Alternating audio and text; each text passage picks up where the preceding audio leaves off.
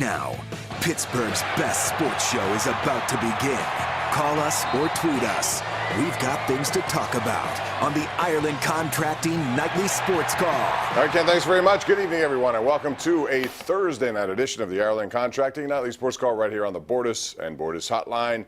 All you have to do is call us at 412-575-2600. You can also tweet us at KDPomp, at Paul Zeiss. We're here talking sports until 11 o'clock tonight, so call, air your opinions, and we'll begin with the Pirates, who are out west trying to win and take home a 500 or better record on this road trip. They lost yesterday in another blowout fashion, 11-1. Josh Bell has the hitting streak up to 15 games, first to 4 in San Diego.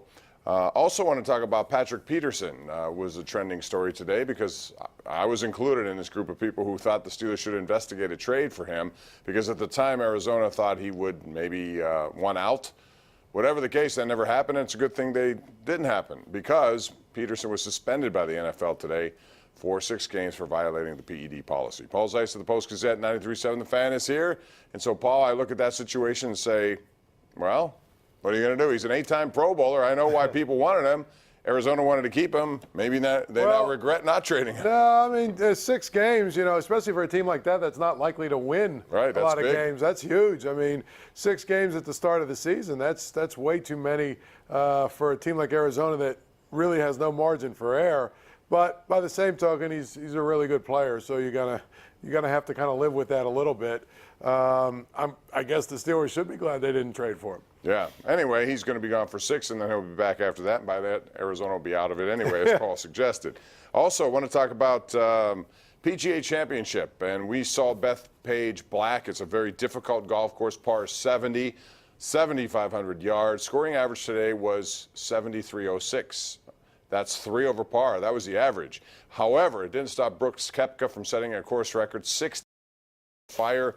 Right behind him, Danny Lee at -6. But, Paul, I wanted to bring this stat to you because since 2016, that's 3 years now of major champions, Brooks Koepka has won 3 titles, but he's a combined -61.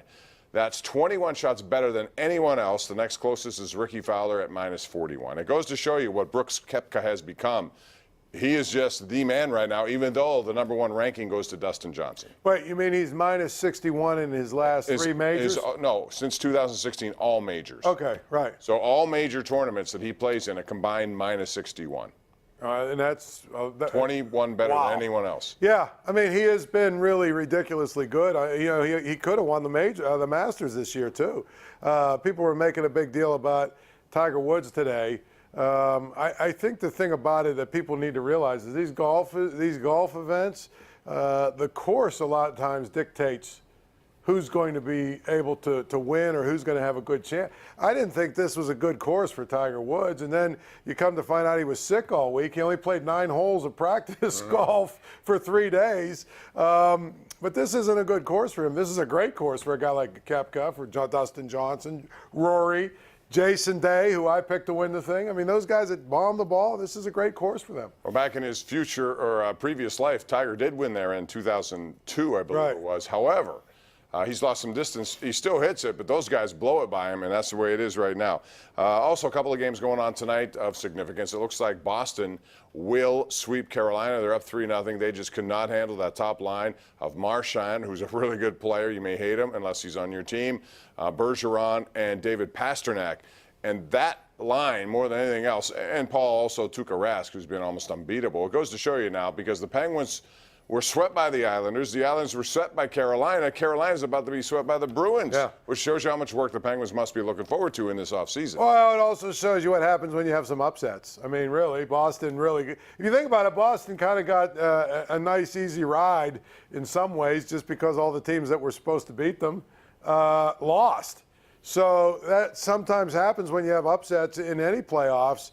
You get to the conference finals and Boston's playing Carolina. I know Carolina looked good for two series or whatever, but you knew eventually the Hurricanes would show up, and they've showed up in this series. Yeah, they're just taking advantage. You might remember the Penguins in 2009 also got Carolina in the conference finals. They swept them as well. So the Carolina Panthers in their last 2 trips to the playoffs, separated by 10 years, are now 0-8. That's how tough it is to win a championship. Just keep that in mind. We're going to take a break. We'll also update Golden State and Portland. And your calls are coming up right here. It's 412-575-2600. And we invite you to join the conversation right here, right now on Pittsburgh CW.